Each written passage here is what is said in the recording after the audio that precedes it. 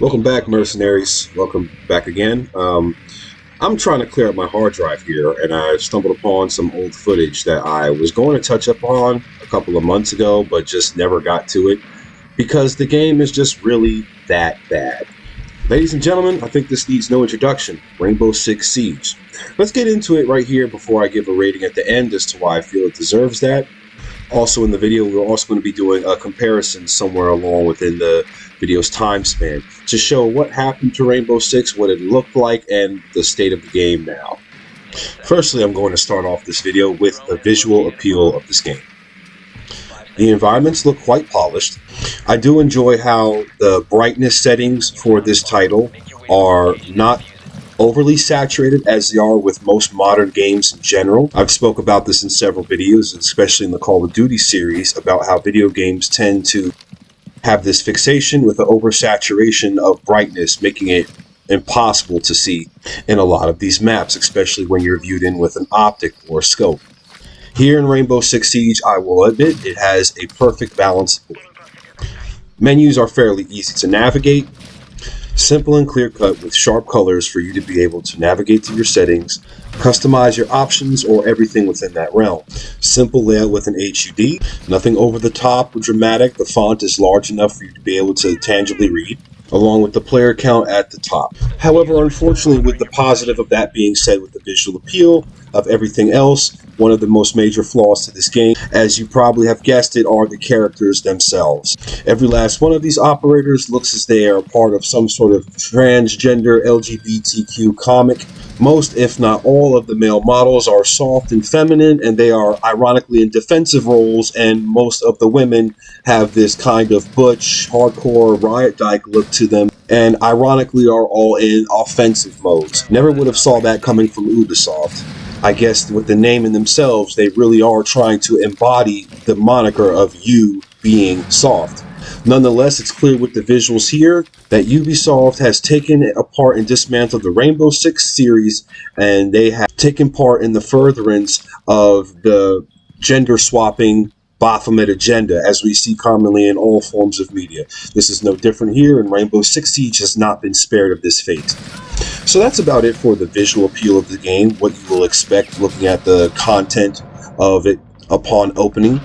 But let's speak about what matters most, especially in first-person shooters. It is the mechanics. We will address that. So now, speaking about the mechanics, it tends to have somewhat of a resemblance of the Rainbow Six style with a more slower tactical pace movement. The handling of the weapons are actually fantastic, very similar to older Rainbow Six titles. As spoke about yesterday within my Battlefield video, Rainbow Six Siege does not happen to have preset fire aim models or spray patterns for the rifles. It has a more traditional approach towards recoil mitigation, and that is actually a plus for this series. In furtherance of that fact, you can use an over-the-shoulder or an ADS preference when it comes to aiming, both being fairly accurate within the reticle or the iron sights. The combat mechanics rely thoroughly on a tactical approach, which will consist of peeking, cornering, and another added feature which I actually do happen to like, which is tilting. Now, unfortunately, while I do mention some great positives about the shooting mechanics, I feel that you are not truly able to enjoy the beauty of the Rainbow Six Siege gunfighting system due to a lack of customizable options for your weapons, as well as one of the biggest issues with this game, and it is set classes. In my personal truest opinion, I could really care less about your character being gay, about what operator you pick, or any of this nonsense. That's completely irrelevant to me. What is relevant in a first-person shooter is that the weapon mechanics are amazing, and then you have customizable options. And in Rainbow Six, in basically every title since Rogue Spear, you have always had the option to be able to select your style of play, whether you wanted to charge in first, leading the squad from the front with the shotgun, or being able to take an assault route, or to be recon. And you could do so to your liking with the character of your liking. End of discussion. Again, This lack of customization and the locking of the classes towards certain operators is the death blow of this series here. I do not understand the mentality that went behind this, why they decided to change that, of all things to change from the game and within its 20-year standing of the entire series, which is why I mentioned earlier about the LGBT comment. I do not mean to offend the community, but unfortunately there is a truth that all gamers are starting to see, and it is the agenda that is being pushed. Most of the female operators have a lot of the more superior long arms, and a lot of the male operators look rather very stupid, move clunky, they have useless defensive skills, and some more of the unfavorable weapons. Had Rainbow Six Siege had these operators, yet allowed you to have more of a customizable approach, as they've had in every series prior, I personally would have no problem with that. But the fact that they want to limit options does not help them in the case that they are proving correct what I am saying. Alright, mercenaries, so that's about it for the weapons and the combat system found in Rainbow Six Siege. Let's speak about replayability and longevity here. So within Rainbow Six Siege, there really just isn't in terms of much of that at all. There's no terrorist hunt mode. There's not really a team deathmatch. There's a free-for-all deathmatch, if you will, but the time limit on that is so short it's not even worth playing, as well as this new classic mode that they have introduced, where it is a back and forth between a team defending and a team playing offensive roles, which to me is the stupidest shit ever and is nothing related to Rainbow Six whatsoever in the entirety of its series. I just don't understand why in the hell they would not just let you pick the operator of your choice, pick the gear of your choice, pick the weapons of your choice, and then formulate your team as you would like. I mean, this game had so much potential to really be somewhat of maybe like the next Counter-Strike within that type of environment, right? You can have a guy pick the op, you can have a guy holding the Gev and hold down the lane, you can have, your assault team, your close quarters team, and you can be able to have more of a tactical assault along those lines, let alone of what traditional Rainbow Six is. However, again, we know the truth. They butchered this series in its entirety, and it's just a shame to see something so awesome, so lasting fall to the agenda. I want us to take a moment here to look at some clips of what Rainbow Six Vegas looked like, which was the last, in my opinion, real title of the Rainbow Six series, and let's do a comparison.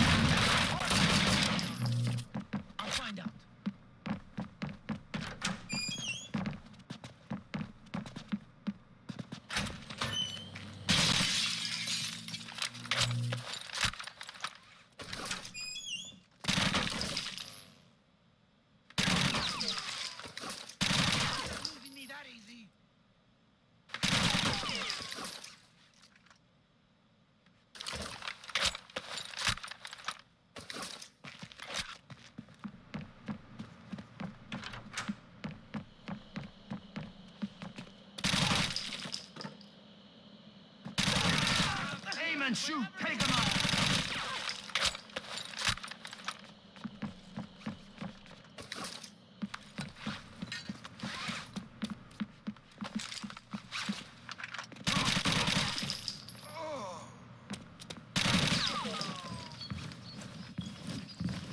It's like, wow, man. What the fuck happened to video games? What the fuck happened to Rainbow Six, brother? Looking at those clips, it can really actually make you fucking cry, honestly, because especially even more so if you played the game itself when it came back out in those days, it was so awesome. I mean, the terrorists actually look like people to fear. They look like people that would really strike terror in the hearts of an opponent. Your operator actually looked like a trained mercenary badass, a real killer, a real veteran. Rainbow Six Siege and the operators look like they walk dogs for a full-time living. They look like they are baristas serving you vanilla chai lattes at Starbucks. They look like they could be daycare workers, or that they lead the Pride Parade. Like, what the fuck happened to this game? Even the shooting mechanics, if you recall just a couple of seconds ago, look at how well the weapon shot and how the mitigation of the recoil was. The gun wasn't jumping all over the place, the reticles were accurate, and you even had to lead your shots, which is a concept that probably a lot of new gamers aren't aware of. Needless be to say, there wasn't ridiculous recoil patterns already preset for each gun. Most of the time, as in this title, was based upon the fire rate, the length of the rifle barrel, and the class of firearm that you shot. It is absolutely horrific to see what the state of Rainbow Six has become today. Again, as mentioned earlier, some of the mechanics of this title actually hold up still true. They actually are nice and it does have potential. The problem of the matter is you're not even able to use half the weapons without pre-selecting a certain operator. Now, while I did mention earlier that the Rainbow Six Classic mode really isn't much of how the Rainbow Six multiplayer was supposed to be played, and in some degree it is, right? That has kind of like a hostage rescue or a bomb defuse situation, yes. But in terms of Rainbow Six, this wasn't the end-all be-all mode. It's very limiting, and this is why I say that. To not have a co-op terrorist hunt, to not really have a classic team deathmatch, and to only have a deathmatch that lasts at 5 minutes at best, severely kills the replayability of this game. I'm sorry, but a lot of people like myself are action junkies. We do not want to sit around and take turns with a back and forth dialogue here. We want to get straight into the combat, and we want to do so for more than 3 to 5 minutes. Rainbow Six is a tactical shooter series, yes, but as we have just seen in the previous clip, there are moments where bursts of speed are necessary. The speed in the violence of action is rewarded, and here in Rainbow Six Siege, it is a little too slow. This game was not meant to either be 100% offensive or 100% defensive. It is meant to have an incorporation of both styles of play. Well, ladies and gentlemen, this will be my conclusion of the Rainbow Six Siege series and my thoughts, feelings, opinions, and critical analysis of the title. And just to do a recap, the good that I see in the series is that the shooting mechanics are actually fairly solid. For a modern shooter, Rainbow Six Siege actually breaks the copy, cat, paste, and mold that every other shooter has followed between Apex Legends, Overwatch, Valorant, Call of Duty. They have done away with the ridiculous recoil preset patterns per gun, and they have done it in an old school fashion to where you mitigate recoil based upon the criteria previously listed. The guns feel fairly accurate, they are crisp, and that is a huge plus which holds this title together. However, unfortunately, that would be its only one major pro compared to its several cons. Lack of customizable options for weapons, lack of customization for operators, preset locked classes with lack of options with those preset classes, limited game modes that just are not fun, and corny, goofy, tacky operators that make you feel that you're playing with a roster of individuals composed of a gay parade rather than former special operations military, veterans mercenaries, or any association of grisly, murderous characters that would be commonplace in such a setting. That will conclude this video for today. Stay tuned for more reviews. Thank you for tuning in.